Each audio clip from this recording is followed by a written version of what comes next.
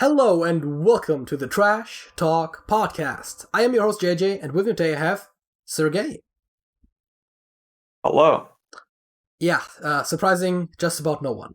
Our first topic is very near and dear to our hearts, and is one that we've kind of alluded to previously, and once even recorded, and I think we mentioned that as well, but then lost the recording. Did we lose the recording? Something happened. I don't even remember. Was it fucked up audio? It was corrupted. Oh, right. The file was corrupted because the recording stopped. That was what happened. Yeah. And we're doing it again. Maybe better than ever. Hopefully better than ever. Will be kind of embarrassing. And this time with a save file format. Oh, yes. If our recording crashes at any point, we should hopefully not lose any of the recording. I believe I literally used the differences as a fact of the week once to just highlight our own stupidity. Also, was it Matryoshka something format? The MKV? Something like that. Because you used that as a fact of the week once, I believe, or you... Oh, no, you just told me and I said that should have No, been I just stole it. Yeah. Right. Have I ever mentioned what our topic actually is, or have I just been, kind of vaguely dancing around it? Topic 1. I don't actually know. Language learning. That is the learning of languages. Okay. Oh my god. Sergej, have you ever learned a language? Are we speaking right now? Kinda. 3 in total, actually. Ooh so far, successfully. Them obviously being English, German too, and also somewhat obvious if you know I'm Russian, is the Russian language. Yes. So Sergej learned English, German, and Russian in the exact opposite order of what he said. I learned German and English, and I'm currently learning French in actually the order that I said. Chronology. Oh my god. Sergej, what are you doing with languages right now? Oh my god, I'm learning Japanese. It's like... That's not what I've signed up for. It's way harder than I thought it would be. I mean, you had to start with one of the hardest ones, right? Well, kinda. Easy. I mean, it was just a level 4 language. Right. Or difficulty 4. What is level 5 again? That's like Japanese, Chinese. Didn't you just say that Japanese was level 4? I mean, you said start out. I started out with Russian.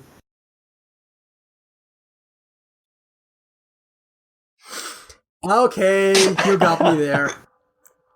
That was a good one. Yes. You got me there, so... Oh, Arabic is also level 5. Oh, right. Language. Yeah, you just named at least 2 languages that I have intent to learn at some point down the line as well, so... Yay. Oh, yeah. Arabic and Mandarin, for those that are wondering, but...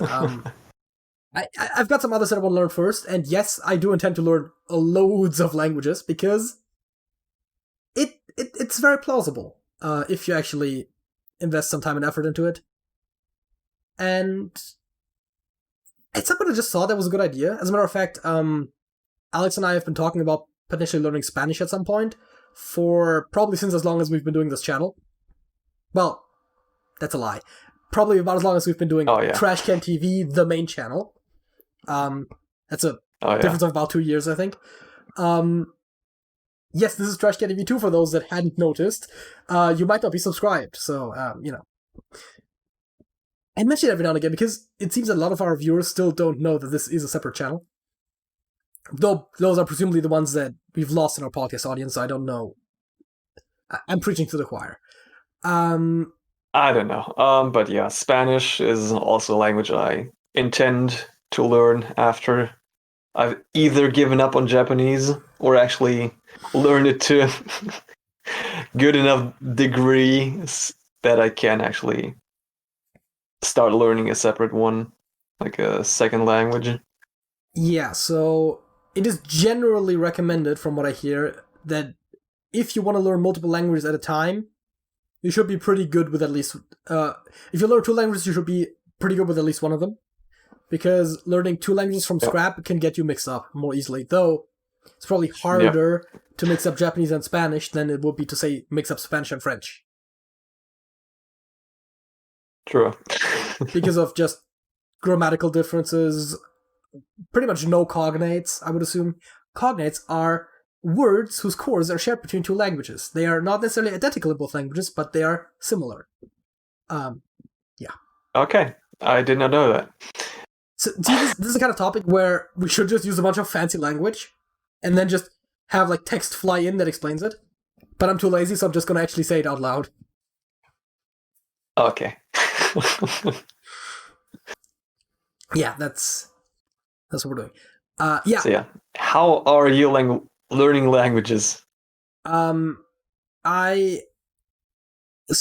the basic underlying hypothesis that I wanted to make use of is, of course, the language acquisition hypothesis, model, idea, whatever, by Dr. Stephen Krashen, which I hadn't even heard of when I started learning, but I kind of already intuitively knew to some degree, because when I first learned English, I had some basics from school, but then I really started picking up with language level whenever I started watching YouTube videos in English of video games that I liked, where I already understood a lot of what was going on just from knowing the game and knowing a bit of English, and then just picked up a language from there.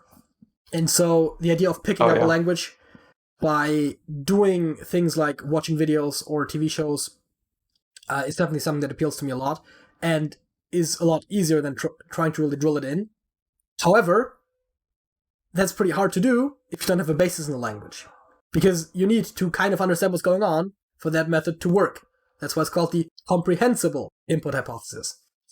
And so what I at first I tried out Duolingo, which I thought was I liked some things about it, but overall I didn't like it that much. So I moved away from that to try to get the basis, and I'm currently somewhat heavily using a website called Memrise, which is effectively just an SRS flashcard system. SRS is a spaced repetition system. It works based on the idea of the memory curve, where it's called the forgetting curve, not the memory curve. The forgetting curve, where it said that it takes a certain time to forget something, and then optimally you refresh that right before you forget it, and then every time you encounter the thing, the longer it takes for you to forget it. So by just repeatedly learning the same things at longer and longer intervals, you're supposed to be able to remember them, and I'm using that to kind of build a basis of the language while also trying to always, watch some TV episodes here and there, watch some YouTube videos, optimally ones that are designed for lower level speakers, which is not that easy to come by while also being interesting, but there is some out there, and just kind of try to mix that in to get some authentic content as well, and then that's the entire idea of how I'm trying to learn the language. Yeah. That is quite an extensive plan you got there. I mean, it's really just SRSing and actual input. I just explained it very extensively how it works. But yeah, my language learning plan basically consists of me buying myself a book of all the main just all the main kanji, like Chinese characters and stuff. Not being racist there. It sounds Japanese funny. uses Chinese characters. Yes, it just sounds hilarious. Oh yeah, I'm learning Japanese. I already know 200 Chinese characters. What the? See, I knew that, but it still sounds odd to hear. So yeah, just getting a book on all of these. It's like 2,100, I think, or 300. Not a big deal. Only small difference. So yeah, and just where it just lists the kanji and the like English translation of that kanji, and basically just learning that by heart. Also, like using space repetition Anki. I have a custom Anki deck where I have the English word on the front and the the actual kanji with the stroke order on the back. And I Yes. just get myself a piece of paper and a pen and write them down. Yeah, honestly, I'm happy that Takes a lot of time. that I don't have to deal with that. Yeah. Yeah. But to be honest, I recently started just kind of drawing the kanji in the air instead of on paper with a pen. Just to get myself to do it more often. Because sometimes when I don't really have pen and paper at hand, Yeah. I might just skip on doing my daily practice, Yeah. and that is not good. So I just some of you might have seen that I was looking down during this. I just made some notes on when it comes to learning characters. I have it a bit easier. This is. I'm pretty sure those are all of the things that you're going to encounter in French that are not in English. So. And. Yeah. Like, there's like. What? The first 4 are actually interesting, and then the other one are just all the vowels with a very specific symbol above them. So. It's not that much. I might have forgotten one, but I don't think so. No, I think that's everything. So, yeah, I mean, it's not that wild. Meanwhile, me having to learn like literally thousands of characters just to be able to read a newspaper. Yes, I've got 14, and none of them are technically characters. It's all just like accent marks and what is the word I'm looking for?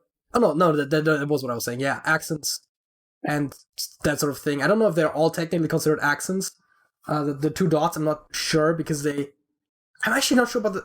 I think the circumflex is called an accent, but neither that. Well, actually, that's the only one that doesn't affect the pronunciation, as far as I'm aware. So it's a bit odd. They would call it an accent. I don't know. I guess it accentuates the.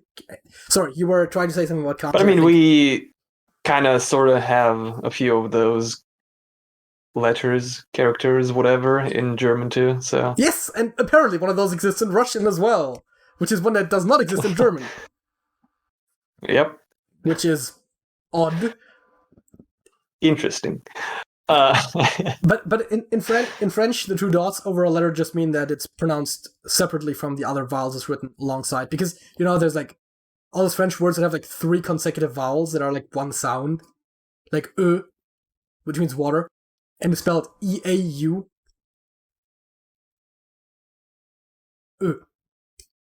Okay. Or no, wait, sure. It might be O.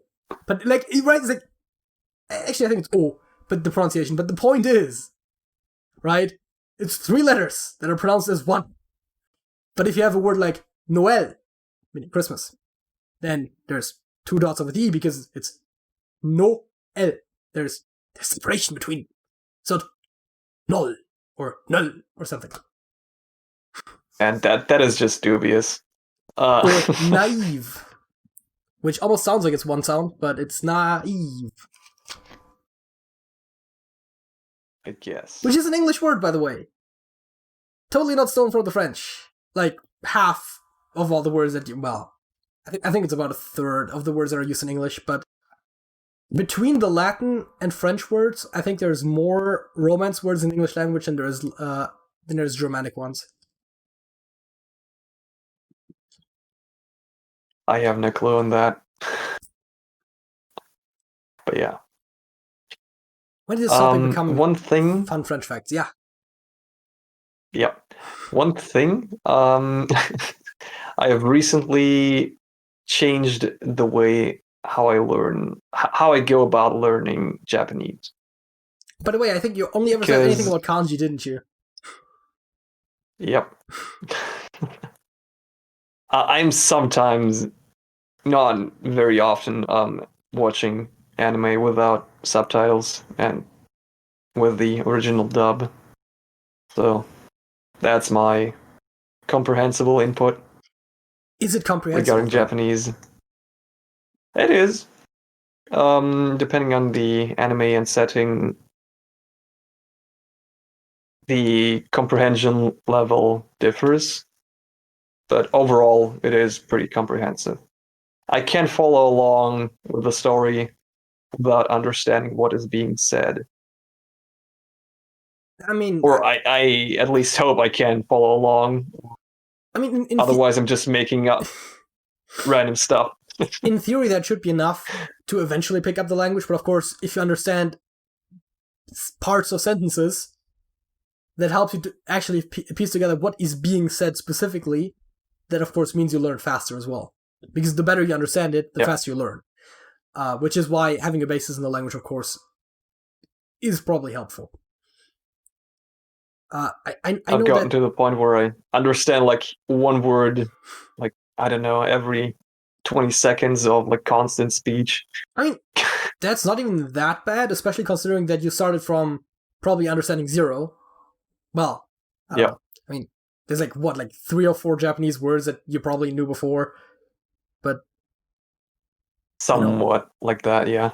I mean, there's just some that are like generally known, especially in like the weeb circles. But what was I going to say? All right, for reading, it is actually recommended to have a comprehension of 98% for optimal extensive reading. For just like reading without a dictionary or anything, just like take a book, have a read, learn some words, just on the way. 98% is recommended. I mean, I guess that's how I learned English. So it does make sense, yeah. It has something to do with, apparently, you end up not being able to follow the story very well if you're lower than that.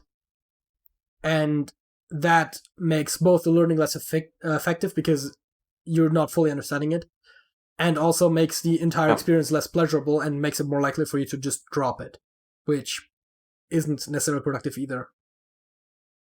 So studies have shown that 98% is optimal, though people that have a lot of language learning experience tend to report lower numbers for themselves, presumably because they've gotten kind of used to dealing with more foreign circumstances and are able to tolerate more ambiguity.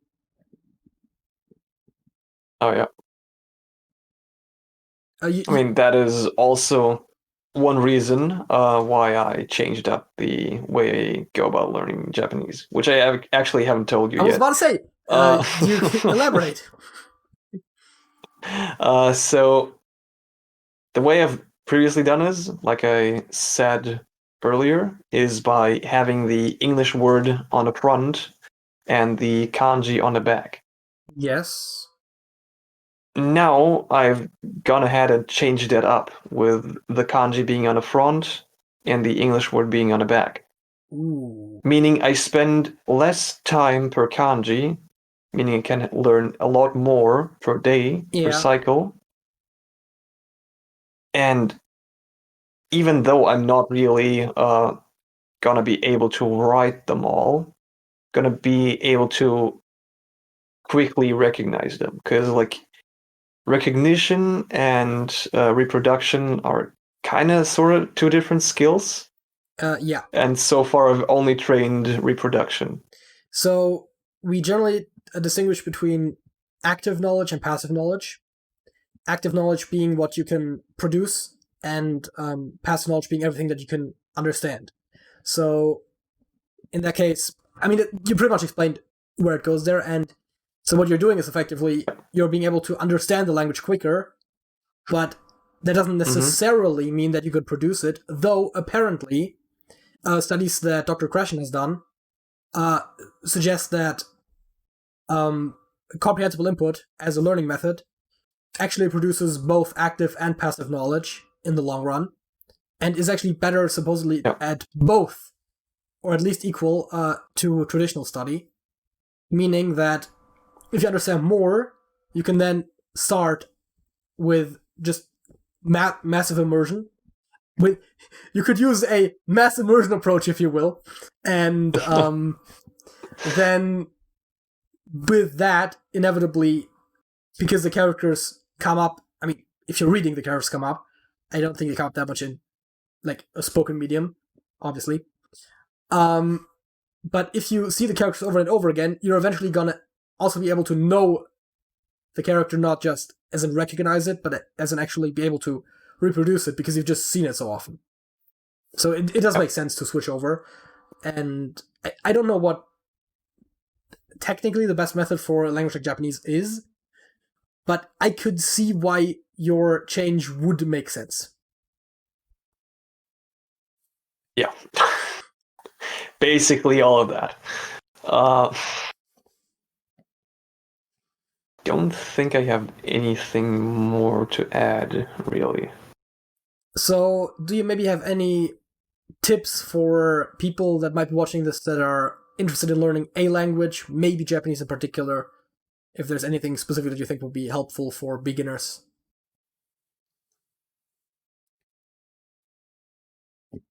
Guess overall, like just try to consume a bit of media in that language. Maybe at first with subtitles, just to get used to like the rhythm of the language, to like basically how the language is spoken.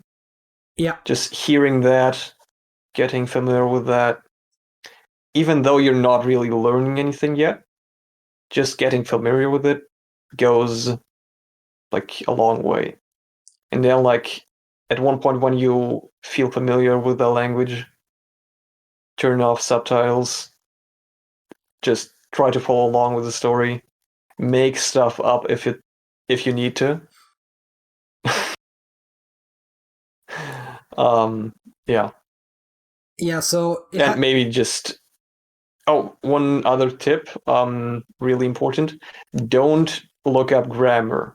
Or if you do, only small bits at a time. It's probably good to know the word order that the language uses, but generally don't worry too much about in-depth grammar explanations. As long as you understand what's going on, you don't need to know why it works. Knowing the grammar is generally not going to hinder you, but it doesn't really help all that much. And if you see a certain grammatical structure often enough, you'll probably internalize it without needing to know the technical rule. Because think about it, when you're forming a sentence in a language that you know, you're not thinking about every grammar. You just kind of do it. You kind of have this intuitive understanding. And that is the best way to know a language. So that's definitely a good one. Right, regarding subtitles, I would generally recommend that you either use no subtitles or use subtitles in the language that you're learning.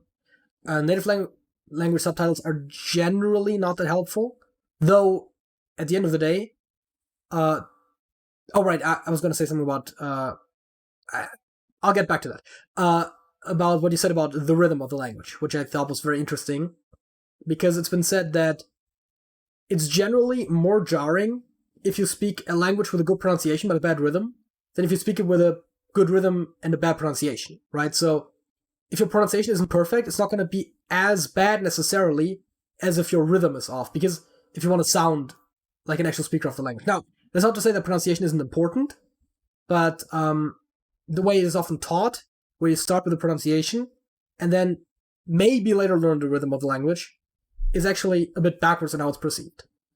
I was going to say something about subtitles. Right. At the end of the day, what I would say is important is, A, find a method that works for you. Not everything that works for some people is going to work for everyone else. It's good to know why certain learning techniques work, like spaced repetition systems and a comprehensible input hypothesis and that stuff. It's good to know the theory.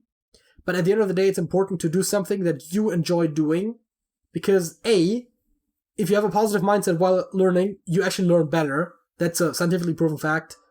And B, consistency is king, and you gotta be able to stick with it. It's incredibly hard to learn a language if you're doing it very irregularly. It's generally recommended to do something every day, though depending on what your schedule is, people have also said that it works fine for them to do maybe something like once or twice a week, though generally the more often the better. So it's generally said that it's, for example, better to do half an hour to an hour every day than to do 5 hours on Sunday, right? So that's generally the idea, because, as I said, the forgetting curve, you just getting it back in your brain every so often, and also build a consistent habit and then stick with it. And again, find something that works for you. It's better to do something that's technically slightly suboptimal, but you can actually stick with, than to do something that's technically optimal, but then after a couple of days you don't want to do it anymore and then you stop. So I think those are my big takeaways here for the language learning enthusiasts, and I hope this reaches the right people, because I know that we've had discussions about language learning in our Discord server before, which, by the way, you can join with the link in the description. That was actually surprisingly smooth. I mean, I know I stumbled over my words, but because I literally, like, small, like, behind-the-scenes sort of kind of thing, I was literally just thinking about how people in our community did talk about this, so it is an interesting topic for them. And the moment I mentioned the Discord server, I've kind of conditioned myself that whenever I mention Discord server on the podcast, I now gotta plug it, right? Like, I gotta be like, hey, you can join it now with the link in the description below. So, yeah, that actually was perfectly natural. Anything about what I said, or do you want to go to the facts of the week? One quick thing. As you mentioned, like watching stuff with subtitles of that language. There is a pitfall there you can fall into, is where you're either gotten really good at listening, and that helps your reading, but you wouldn't be able to read a book without hearing stuff. Yes. Or the other way around, where you've gotten really good at reading, but can't really follow along with the story or what is being said without subtitles being there. Yes. You should be aware of that. If you notice that is the case, just watch stuff without subtitles or read stuff by itself. Yeah, so it's generally said that it's easier to do anything with both than it is with either. And also, the general consensus seems to be, though a lot of people mostly learn European languages where they already can read the script, is that watching something with subtitles would count more so as training your reading than your listening. Though, I assume there is situations where that's not the case, so be aware of that. And yeah, definitely do whatever works for you for those situations. I mean, it also depends a little bit on what you want to do with it. If, for example, you want to learn a language to understand the movies that country produces, and you watch them with subtitles, then it doesn't really matter why you understand them. Though I don't think it's like the sole goal for most people learning a language, so that's something good to keep in mind. That's that. Sergej, what is your fact of this week? Oh, it is an interesting fact that you might have heard from me off camera before. Oh. Yes. It has something to do with 4chan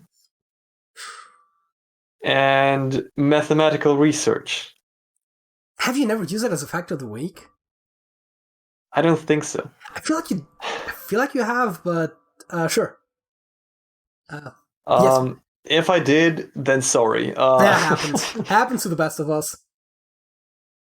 So yeah, basically, some weebs on 4chan solved like a multiple decade old mathematical problem, and like, I think it was like slightly under a week.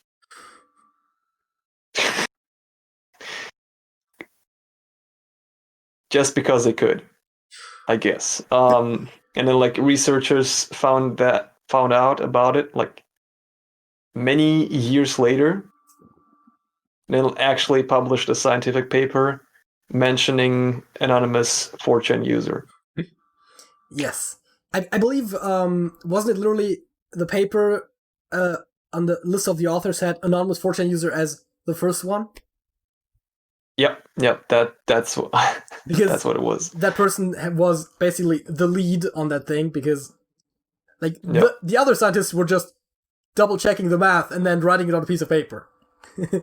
The real credit goes to anonymous 4chan user. and kind of formatting it in a scientific way, I guess. There was actually an interesting story that I've recently heard of a similar thing happening where you're familiar with Matt Parker. I think we talked about him literally before we started recording this. Yeah. Stand Up Maths is his YouTube channel. And he said that apparently once there was a guy in his comments who actually proved that there was a shorter super permutation for 7 characters than was previously known. And he just posted it as YouTube comment under one of his videos. That was, like, never published anywhere. And then apparently some scientists that were working in the field, some mathematicians, got in contact with the guy who wrote the comment. And then they later found actually a super permutation that was even 1 character shorter than the one that was in that YouTube comment. But yeah, someone just randomly posted that. Like, no explanation or proof, just, oh, by the way, here's this thing. So I think he mentioned that in a video. Yes. And by the way, the mathematical research, I like the paper I was talking about is actually regarding super permutations. I wasn't 100% certain, but I thought it was that as well, yeah. So apparently, if you want to know more about super permutations, it was ask the internet. I guess, but phrase it in a weeb way, like because YouTube comments, the problem 4chan, was the problem was known, or kind of is sort of known as the Haruhi problem, which is from the anime, the disappearance of Haruhi Suzumiya. Wait, no, that was the movie. Melancholy of Haruhi Suzumiya, which aired with the episodes being in a random order. Oh. And then with the DVD release, it was in a different order, but it also was not the correct one. It was a different random order.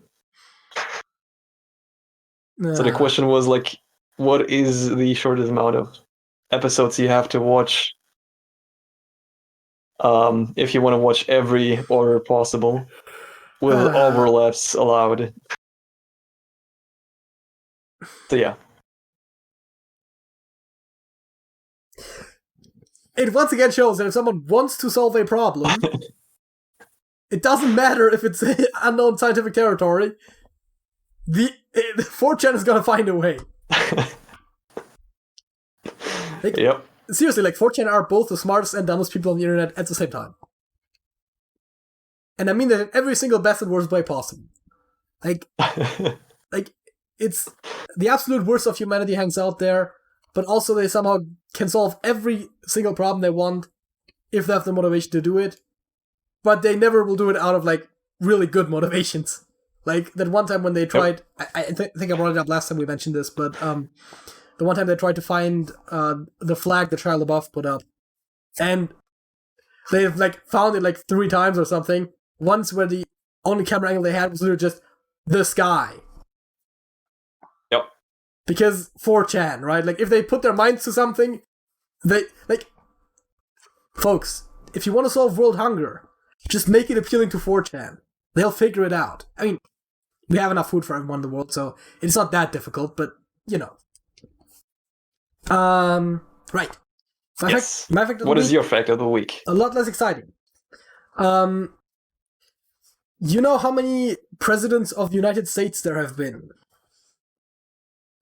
Oh God. I feel like I'm being quizzed. Yes. No, I don't. If I'm not at all mistaken, Donald J. Trump, the as I'm recording this video, still current President of the United States, is the 45th President of the United States. Which I think technically means there's been 44 presidents, because there was one who served 2 terms that were not consecutive, but I digress. How many impeachments have there been for presidents of the United States, Sergej? God, I don't even know what it is. Okay, so the House of Representatives can vote basically to say, like, someone should kick the guy out of office. And then if they get that through, then the Senate can actually kick him out. Though I don't think the latter has ever happened. But the impeachment is just basically telling the Senate, like, oh yeah, get that guy out of here.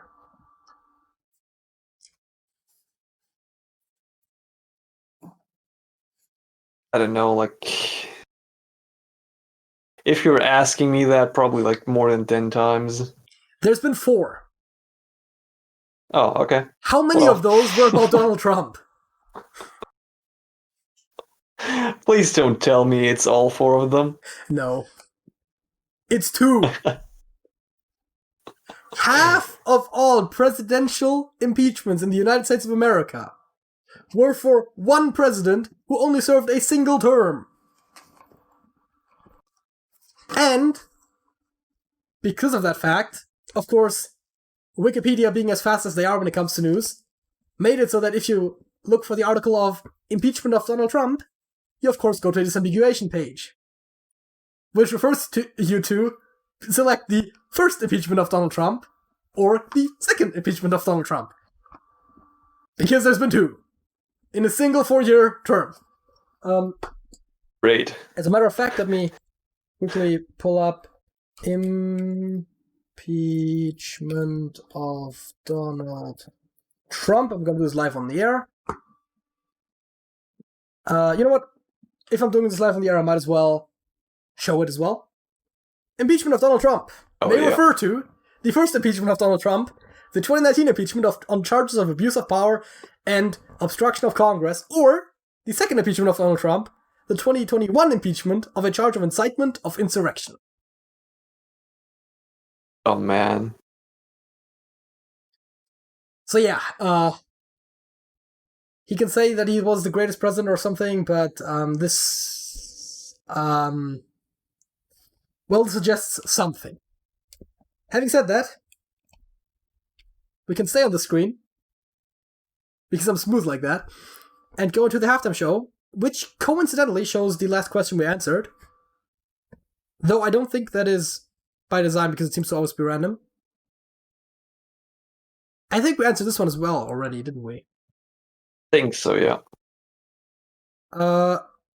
Okay. Would you rather own a horse in the city or own a cat in the country? And, very important note, assume that you don't have any allergies.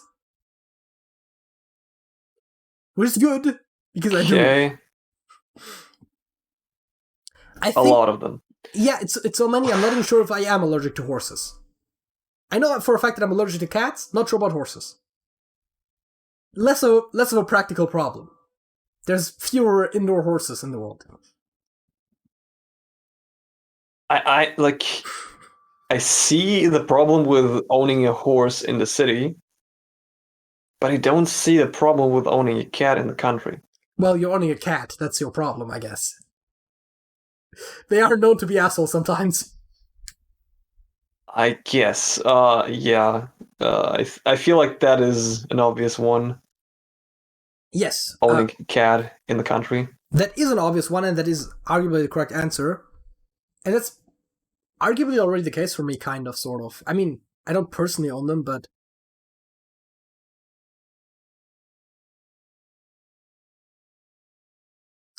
You see what I'm seeing? Yep. Excusez-moi? I'm just as confused as you are. Would you rather eat only lima beans for the rest of your life, or be allowed to eat your favorite meal, but only 3 times a week? With the second option, you cannot eat anything else all week. You can choose when you take the 3 meals.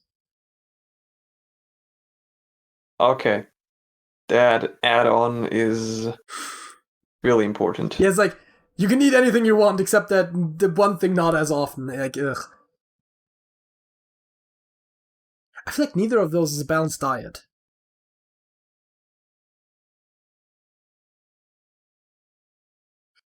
I guess... I mean, lima beans don't have everything you need to live, do they? I don't know. Probably not. I'm gonna select the second option. And I will just have to eat a lot every other day, basically. Yep. Sounds like it.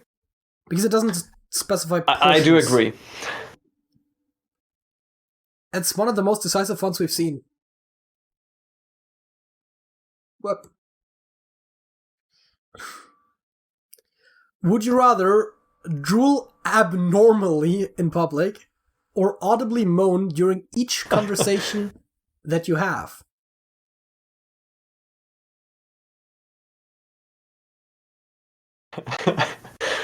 Well, I feel like I know people that apparently chose the second option. I feel like I personally would choose the first. Like, hey, why are you drooling all over yourself? Well, I have a condition. Also, does me recording a YouTube video in my bedroom count as public? It's actually not an unimportant question. Yeah? Because one of those is definitely going to hinder the content.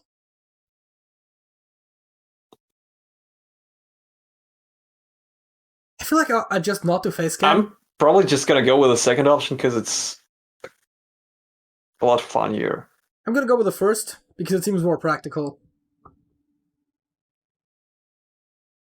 I mean, this is one of those where I can't fault anyone for picking either. Yep. So, I don't really have a problem with the breakdown. Would you rather be a professional skier or a professional snowboarder? This includes competitions as well as sponsorship opportunities. Well, I don't know which pays higher. That's what I was wondering. Also, injury risks would be interesting. Yeah. And that's really it, because quite I'm frankly, really not in on it. Like, I think there are certain injury risks that occur with snowboarding that are not the case for skiing. I just don't know if the inverse is also true. And I guess if you're a professional, both of those risks are probably minimized by the fact that you're really good at it.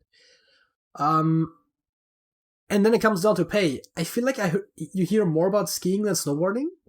Like, when it comes to, like, sports news. So I'd probably skew skiing. But it's really just practical considerations. I don't have a, like, aesthetic preference. I mean, I know that snowboarding is seen as being cooler, but if I'm a professional athlete, then it doesn't really matter that much if people think that what I'm doing is cool, right? Yep. And I guess I'm also gonna pick skier. Okay. I think people are just picking this for the rule of cool, but maybe there's a practical consideration that I am not considering. Though I feel like most of the time we go way more in depth on these prompts than most of the people picking them, I think. Am I wrong? Could be true. That could be true. I don't know. Oh. Would you rather have anything you write become truth? Or know all the truths there are now? Truths like God is real, etc., which I would just like to hazard a guess and say is not a truth, but I digress. God isn't real, you silly person. Oh, and I think top comment takes it all. I just write, I know everything.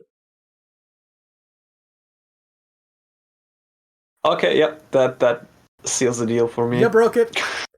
I would have probably chosen that either way, because okay, it says all truths there are now, which is important, because if I definitively knew the future, that means I wouldn't have any way of affecting it, which seems worse to know the future and not be able to affect it than to not know it. If I know everything in the present day, that means theoretically, actually no, I still wouldn't have infinite intelligence, would I? Because theoretically knowing, actually in a way I would though, because if you know everything there is right now, then you would also understand how everything interacts with one another, and theoretically should be able to basically do the whole thing that the butterfly effect is premised upon intentionally. Make small changes now to create the future that you want to see. However, yes, but that does not give you a lot of, that does not increase your calculating ability. That's what I was thinking, right? So I should be able to comprehend how the things interact individually, but probably will not be able to actually calculate the entire chain through to make it work. That's the problem. Also, that just seems like a more complicated way of doing the first one. Yep. Would you rather have met Jesus or met Confucius? Assume you're living back then and you know the necessary languages. I mean, otherwise it doesn't really help at all. I don't know Confucius. I don't know that much. I only know him from the whole Confucius once said this, Confucius once said that, and it's none of that has probably ever been said by him, sort of a thing. I don't know. Yep. I guess technically they're also asking you, would you rather live in the Roman Empire or live in, where was it, China? One of the many dynasties they're in? Wherever the fuck Confucius is from. So that's technically another added caveat that they're kind of just implying through the question, or rather the explanation below. But if it just comes down to meeting the two guys, I guess Jesus. Because I would like to know how that whole thing with Christianity happened, right? There's just this guy going around telling people, hey, that God guy? Yeah, I know him. And then, pulling some shit out of his ass, probably pretty decent with herbal medicine, I would assume. That would explain all of the, healing miracles and that sort of stuff. And presumably a very charismatic guy. I mean, just the regular cult leader archetype.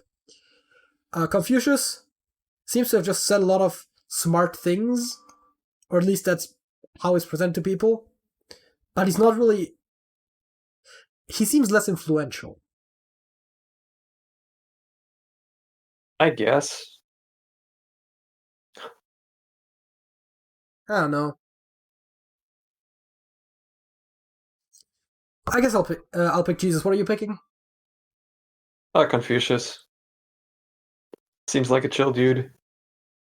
I mean, Jesus seems like a pretty chill dude as well, but that depends always on... But...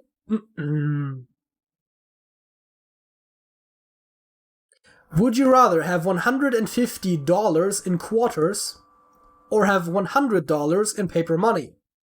You can't exchange your quarters for paper money. You have to spend them as quarters.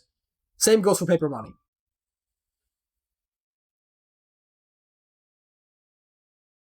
Sergej?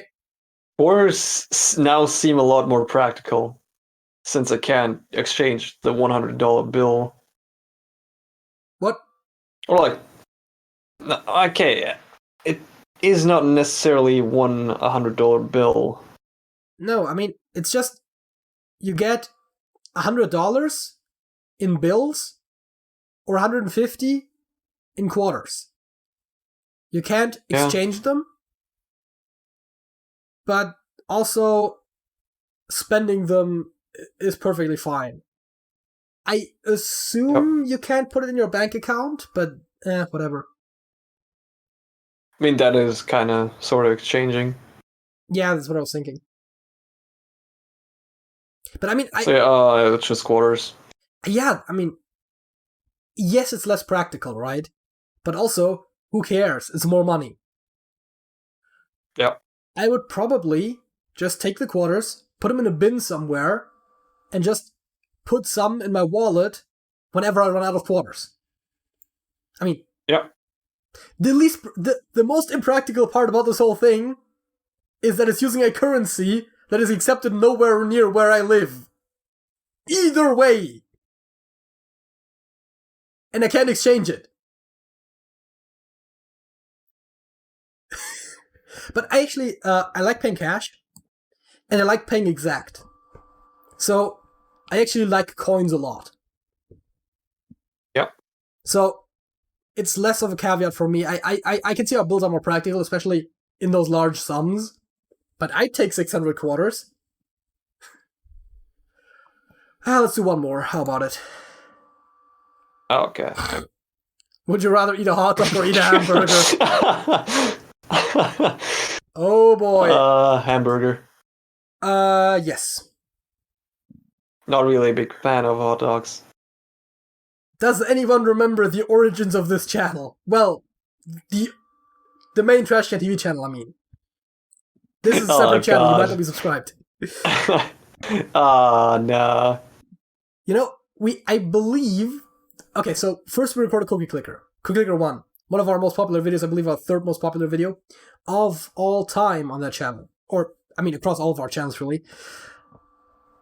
At least out of all of our shared channels. The point is, that video, we happened to have a bit of a discussion about hot dogs versus pizza. And then we recorded our first ever podcast and decided to introduce a segment in between the two main topics that we could do stuff like have a silly little discussion about hot dogs versus pizza. Which became the halftime show, or became later known as the halftime show because I started calling it that because it was roughly in the middle. And is the segment that you're currently watching. Not anymore. But isn't that crazy? That is funny. Origin of this entire segment. Where's the discussion? Because of this one silly prompt. Because I feel like it, in a way, perfectly encapsulates this channel, though. And I keep saying this channel, but like, TrashcanTV as an entity. Right? Like we just started... Oh yeah, the big channel. We just started talking about random big bullshit. entity, TrashcanTV. I mean, yeah, it encompasses Shit. 2 entire YouTube channels. 2 of them! I think. I'm pretty sure. The point is...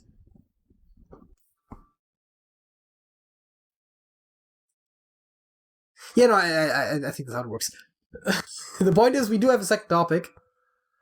And... coincidentally... the second topic... actually does relate to this stuff. Not those letters, fun as they are, but rather the fact that I take notes on paper with a pencil, and apparently we're going to talk about that now. Or something like that. So yeah, Sergej, did you know that I take notes by hand? Yes, for quite some time. Okay.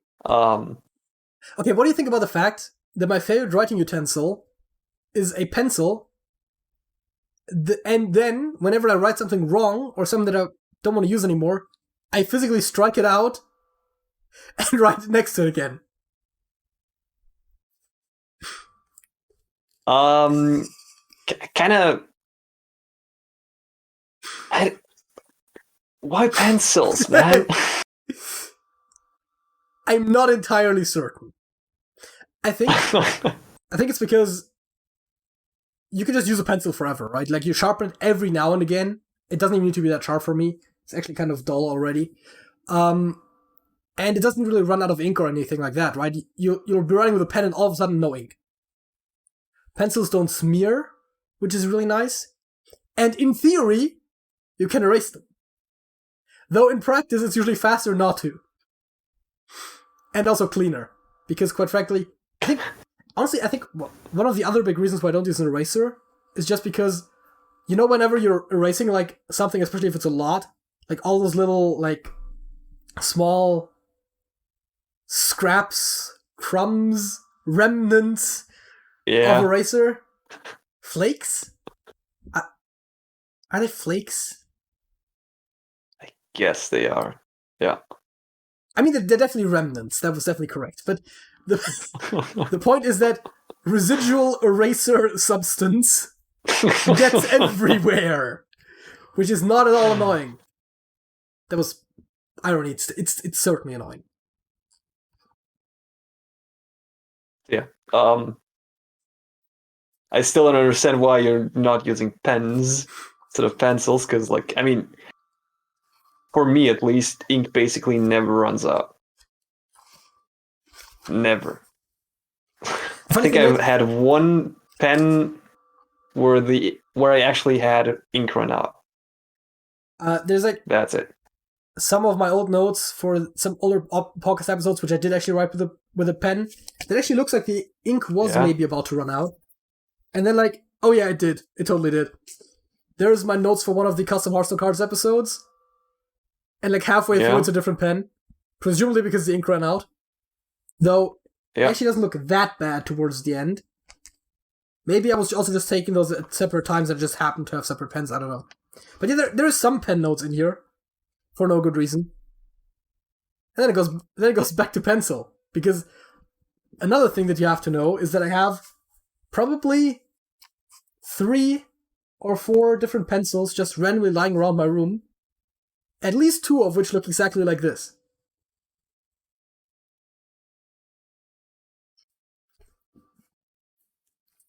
So what exactly do we want to talk about my note-taking? I don't know, man. I think it started with the fact that I actually like taking notes by hand. Which I feel like has multiple advantages. One of which is I actually just prefer it to because it's a physical activity. That sounds like it's a workout. It's a physical activity, man. My wrists are getting really swole. No, but it's a haptic activity. Is that I feel like that's not what I'm looking for. I think that's But that's an aspect that I think I like about it. It doesn't require any electronic device, which is convenient whenever I want to write something down while my computer, the rare times that my computer is not on. And I feel like, first of all, of course, I keep my hands busy by constantly playing around with my notes during the podcast. I'm pretty sure you've seen me gesture before and I happen to have my pen in my hand. So that happens. Oh yeah, I know. I think it was in frame a few times. Yeah. But I also constantly have a pen in my hand. Oh. Right now, because it fell under a table, I have a deck of cards in my hand. I'm just constantly shuffling. Oh my god, that's great. I could never do that during a video because shuffling is too loud and it gets picked up by the microphone. But maybe it actually works with the current noise filter that I'm using, but it used to not work. I can tell you that much. So yes, fidgeting with my notes is great. Also, looks professional as hell to have notes. Yep. But I find it easier to just quickly grab a pen, or pencil rather, and quickly write something down than to open up a program, maybe have different text files for different notes and stuff. It's just I have a notepad, as in not the application but a physical notepad. Children. Computer applications are sometimes named after real-world objects, and the save symbol is indeed actually just an image of a previous data storage device. That predates... What do the cool kids use these days? The cloud? I don't know. I was gonna say thumb drives, but they aren't even that new, right? Like, nope. SD cards? He doesn't want to use those, I guess, for phones, right? I mean, SD cards are also quite old. Yeah, but what am I gonna say? CD-ROMs? I didn't know, like... It's all digital! Terabyte micro SD cards, I guess. Like... we don't even use physical data storage devices that much anymore. It's all just streamed. We talked about that before. So yeah. So yeah, accessibility. Like, my main problem with taking notes on paper is that I can't easily reorganize that information. I can't rearrange the bullet points I've made into a more sane order, I guess. Yeah. Or I also can't really, if I haven't left enough space between points, I can't really easily expand on a point without like referencing like different page and stuff. Yeah, I do sometimes write in the margins and stuff. My note-taking isn't very orderly, which actually is one of the pros for me, though, in a way. Because while, yes, you can't reorganize your notes, I feel like you can organize them more easily, right? If I have, like, a Word document or a text document, it's hard for me to actually sometimes arrange things in a way that makes sense to me. I mean, a lot of it, what I showed you earlier as well, is just stuff written down from top to bottom. That works, right? Some empty lines here and there. But then, on the other hand, let's see. On the other hand, you got stuff like this. Of course, during the podcast, notes in particular are incredibly helpful, right? Like, there is me checking how many answers I got right in the pub quiz. The answer is not that many. It looks a lot more impressive than it is because it's actually very normal to use the left column for correct and the right column for false.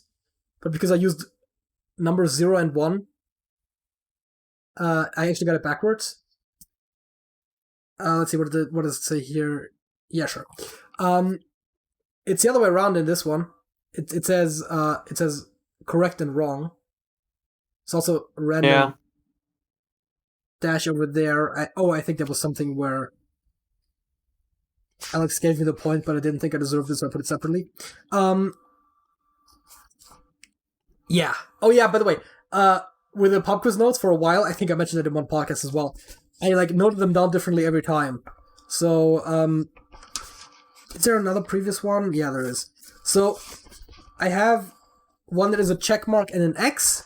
Then there's one that says right and wrong. Then there's one that says T and F, which is short for true and false. There is one that is, nope, that's something else. Then there's the one that's labeled 0 and 1. Then there's one that's labeled correct and wrong. Then there's one that's labeled correct and incorrect. Do I have more? I don't think I have more. Like, did you do that on purpose? Yes. Oh, okay. I wanted to have fun with it. Like, I think at one time I literally was like, oh, I like started doing different ones and I was like, oh, what can I do this time? It's like, most of the time I don't even show them off. I'm just having fun here, people, right? Like, I also doodle in this sometimes. Like, nothing interesting, but like, where is a... Oh yeah, one big advantage of just having a pen and paper is you can draw stuff on it. Like, right. Can't really do that in Word. My face is in the way. There we go. Oh yeah. Just random shit. Autofocus is good, and cameras these days are smart enough to automatically focus on your face. Has the problem if you want to show anything else but your face. And I didn't want to show the entire page because... Actually, I think it's fine. Yeah, no, I mean, most of this is just old podcast notes anyway, so it's just... And you can see how, like, sometimes I strike stuff out.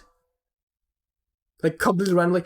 I think there's entire pages where I have almost everything just struck through. Because I'll write down, like, 2 or 3 facts. I'll write down, like, 5 different topics or something. And I'll just, whenever we do something, I'll strike it out. And so now I have a page that is partially used, so I need to keep track of what is used. On the other ones, you have something like this, where it's just like last week's fact, some notes on cancel culture, last week's song, and then this week's topics and fact and song. Which now I realize that I've shown it that my song of the week is on there, which I haven't said yet, but I don't know if it was in focus, and I'm pretty sure Sergej didn't read it. But yeah, that's kind of a thing. I feel like managing desktop windows on your computer while you're doing like 5 things at once, potentially, and then all of a sudden you have an idea for a podcast topic, and you don't have to worry about opening up another thing that might be on a different desktop or something. You just grab over there, grab my notepad, and just write it down. Easy as that.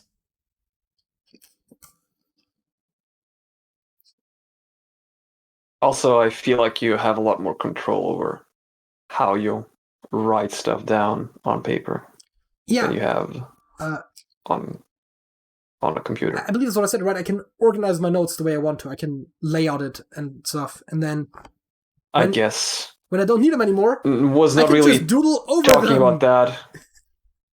Oh yeah, was actually not really talking about that. Like how you organize it. Oh, what we're talking about? Or at least I don't think I was talking about the same thing. I was more talking about like how you can add stress to certain words in a sentence or stuff like that. Like add a little I guess doodle next to it, but kind of visually explains the thing. Yeah, underline it, point an arrow at it. Yeah. Add a small graph, whatever. I don't even do that all that much, but yeah. I mean, I kind of sort of do that usually when I'm planning how to program certain parts of applications. Most of the physical notes I take are for the podcast, so it's less so that. Though what was it? There was there was one of the notes that I showed earlier where I was talking about Mersenne primes, and one of the ones I mentioned was max int. So that for example is one where writing the power, like the superscript is a thing that you can do in Word, but I don't think you can do in TXTs directly as like a casing thing. So you have to actually write it, and there is definitely special characters on the keyboard for doing it with a 2 and a 3. But at least as keyboard shortcuts, the others don't exist. So that's also one of those formatting things. There's like this little symbol that basically means that everything after that is like the power. Yeah. That's true. Yeah. No, but you can do that. But I was just saying, when we're talking about like formatting and emphasizing and that sort of stuff, and just being more free on paper, because I don't have to worry about how I do it. Yep. Right? Like, unless we're talking about like drawing something nice, which I'm probably not going to be very good at, or writing something like, I was about to say writing something legible, but I think I can do that, though I don't necessarily always do that. That's, by the way, another thing, right? Something that I have done in the past is just whenever I'm writing like a long word as part of like half a sentence as a note or something, I sometimes have done a thing where like at the end it's just like vague shapes, and like it's not even really letters anymore. But because I know what it says there, and the part that is intelligible is enough for me to know what I'm saying, but I feel odd just stopping in the middle of the word. Right? Yeah. Also, I'm pretty sure I used to be able to handwrite faster than I could type, but that might have actually changed. Though I also don't like writing. I don't think that it was ever the case for me. Well, maybe we could before I learned to type, really.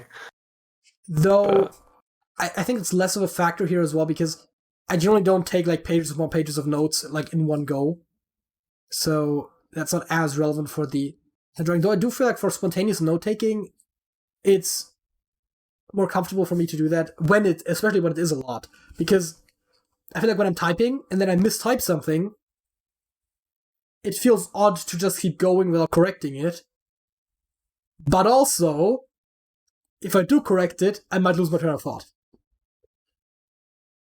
Yeah. It's like a lose-lose situation. And if I write on paper, I might misspell something. Not as likely, more easily corrected, because I don't have to necessarily like use arrow keys or mouse cursor or something to get back to the correct position or erase more than. And I keep my train of thought more easily when I write on paper, I think.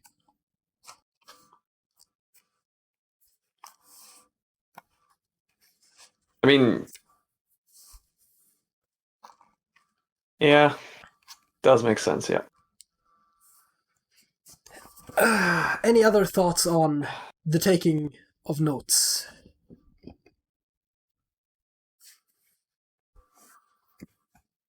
I mean, there is this kind of sort of compromise that you could suggest.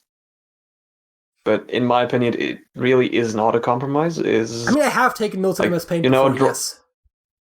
Drawing tablets, where you still kind of use a pen on a kind of digital surface, and you can, for example, MS Paint, draw stuff in there and take notes that way, but that's really only adding extra steps. Yeah. It feels like a less which just makes it more complicated. Notes, yeah. Also, then you gotta save them as image files, and you gotta open them, and depending on how much you wrote, you might have to zoom in. And then if you want to look at two different sets of notes, you gotta switch between images, which I feel like flipping pages is more comfortable. I don't know. It seems more natural. This actually relates to an interesting thing that you suggested as a potential future topic that I'm probably not even going to mention, but it's just different. I don't know. Okay. I mean, I guess it's more natural because there's like less interaction in between. Yeah, there's between you and the information. There's less abstraction on a piece of paper. Yeah, there's like only basically your eyes, your hands, and the paper. And my glasses. With and I guess, yes. I mean, they're right in between my eyes and the paper. And don't really matter because those are not for reading. So, But like with an image file on your computer, there's like, again, your eyes, your hands, keyboard, mouse, small little icons on a strange little device that produces light. Yes. And you have to know how to operate it. Yeah, I guess. I like how, depending on how you describe it, technology just sounds like magic. Which, I mean, it is. So, it is. I think I know which topic you're referencing. Possibly. I was just reminded of Arthur C. Clarke's third law, though. I think it was the third, wasn't it? Any sufficiently advanced technology is indistinguishable from magic.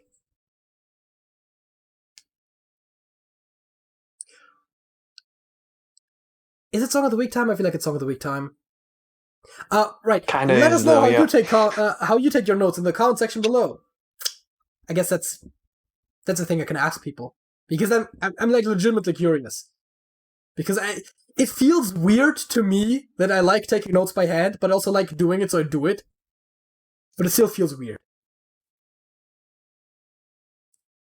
I don't know. Right? Because, as you said, right, there's objective advantages to doing it digital that There's also outweigh the upsides. Objective advantages to doing it analog on a piece of paper. I feel like depending on what exactly the topic is, when it comes to me and technology, I'm really there with the kids, or I'm an absolute boomer about it. And there's like no in between, right? Like, I use such arcane things as writing on paper, or like not utilizing a mobile phone, like basically ever, right? And then On the other hand, I'm also sitting on my computer all day browsing the internet. Kind of. I mean, it's oversimplified, but you get the gist, right? It's weird. Yep.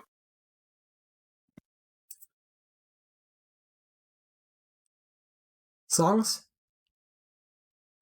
Yeah. Songs. So what is your song of this week? My song of this week is Temptation by Arash.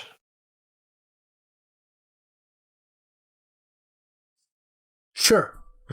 Featuring Rebecca.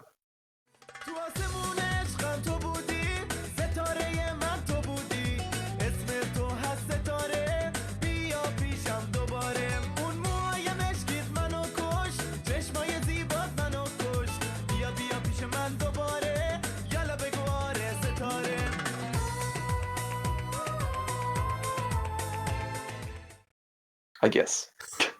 Okay, yeah, have a listen to that. I guess we played it, hopefully. My song of the week.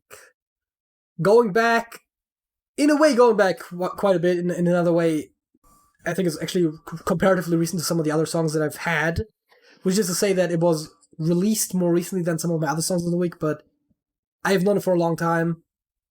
It is One Wild Night by Bon Jovi.